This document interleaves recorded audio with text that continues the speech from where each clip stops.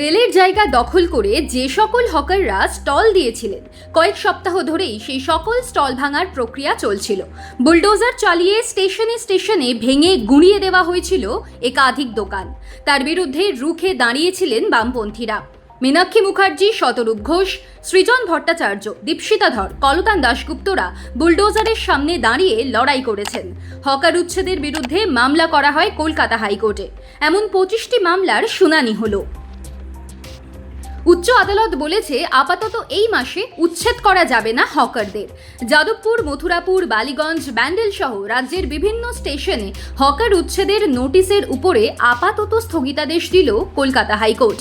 এই সংক্রান্ত মামলাগুলির শুনানিতে বুধবার বিচারপতি হিরণময় ভট্টাচার্য জানিয়েছেন 30শে জুন পর্যন্ত এই স্থগিতাদেশ থাকবে।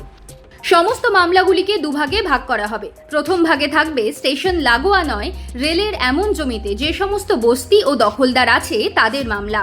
দ্বিতীয় ভাগে থাকবে স্টেশন এবং স্টেশন লাগোয়া জমিতে হকারদের মামলা।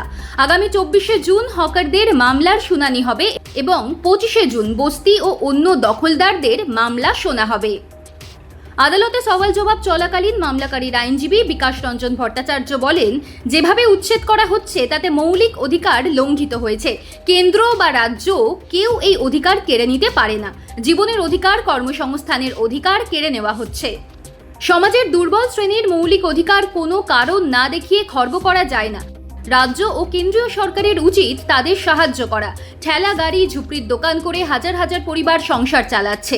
বলা ভালো, চালাতে বাধ্য হচ্ছে। তাদের উপর আরও চাপ বাড়ানো সরকারের কাজ হতে পারে না। রাষ্ট্র তাদের শত্রু হিসেবে আচরণ করতে পারে না। অথচ এখানে হঠাৎ বুলডোজার চালিয়ে ভেঙে চুরে সব শেষ করে দেওয়া হচ্ছে। প্রতি রাতে কোনো না কোনো জায়গায় লোকজন রাত পাহারা দিয়ে বসে থাকছেন, তাতেও বুলডোজার হামলা থেকে বাঁচতে পারছে না। এরপর বিকাশ ভট্টাচার্য সুপ্রিম কোর্টের একটি রায়ের উল্লেখ করেছেন। কোর্টে তিনি সওয়াল করেন, যখন কেউ রেলের জমিতে বসে পড়ছে তখন তাকে বাধা না দিলে 2-3 দশক পর তাকে উচ্ছেদ করা যাবে না। এটা সুপ্রিম কোর্টের রায়ের পর্যবেক্ষণে আছে। পুনর্বাসন ছাড়া উচ্ছেদের প্রতিবাদে ধারাবাহিকভাবে লড়াইয়ে রয়েছে বামেরা। সিপিআইএম আদালতের এই স্থগিতাদেশকে স্বাগত জানিয়েছে। আর পুনর্বাসন দিয়ে তবে উচ্ছেদের দাবি তারা বিধানসভার অধিবেশনে তুলবেন বলে জানিয়েছেন বিরোধী দলনেতা ঋতব্রত বন্দ্যোপাধ্যায়।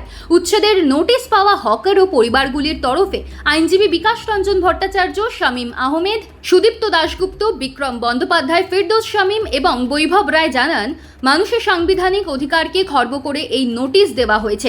প্রত্যেক নাগরিকের সম্মান নিয়ে বাঁচার অধিকার আছে। হকার এবং বস্তিবাসীদের এভাবে বিপদে ফেলে আচমকা বুলডোজার দিয়ে সমস্ত কিছু গুঁড়িয়ে দিতে পারে না সরকার।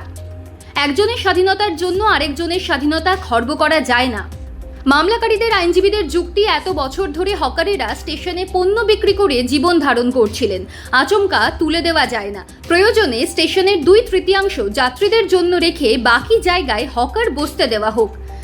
ব্যান্ডেল স্টেশনের কাছে উচ্ছেদের নোটিশ পাওয়া পরিবারগুলি উদ্বাস্তু বলে দাবি করে জানানো হয়েছে যে তারা রেজিস্টার্ড সোসাইটি হিসেবে বাস করে এবং স্টেশন থেকে প্রায় 1 কিলোমিটার দূরে তাদের বসতি।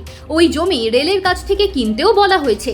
রেলের তরফে ডেপুটি সলিসিটর জেনারেল ধীরজ ত্রিবেদীর বক্তব্য, মামলার বিষয়গুলিকে আলাদা করা প্রয়োজন। অনেকেই জবরদখল করে আছেন। কারোর দোকান আগে বৈধ ছিল, কেউ প্ল্যাটফর্ম, কেউ জমি দখল করেছেন। ব্যান্ডেলের বসতি সম্পর্কে রেলের কৌশলীর দাবি, হাইকোর্ট এর আগে অন্তর্বর্তী নির্দেশ দিয়েছিল। ওই বস্তিবাসীদের নথিপত্র দিতে বলা হয়েছিল, কিন্তু তারা জমির দাম দিতে অস্বীকার করেছিলেন। বিচারপতি রেলের কৌশলীকে প্রশ্ন করেন, একসময়ে দাম নির্ধারণ হয়েছিল, আপনারাও সমাধানে আগ্রহী ছিলেন। এখন কিছু করা যায়? নতুন দাম নির্ধারণ করুন। রেলের কৌশলী অবশ্য বলেন, আমরা ওই জমি ফেরত চাই। আমাদের হাত বেঁধে দিলে উন্নয়নের কাজ করব কিভাবে?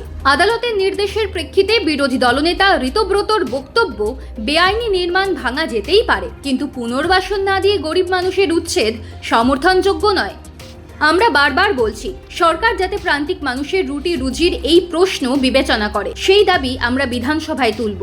সিপিআইএমের রাজ্য কমিটির সদস্য এবং এসএফআই এর সর্বভারতীয় সম্পাদক সৃজন ভট্টাচার্য প্রচার মাধ্যমে বলেছেন, হকার উচ্ছেদ নিয়ে আদালত যে রায় দিয়েছে আমরা তাকে স্বাগত জানাচ্ছি।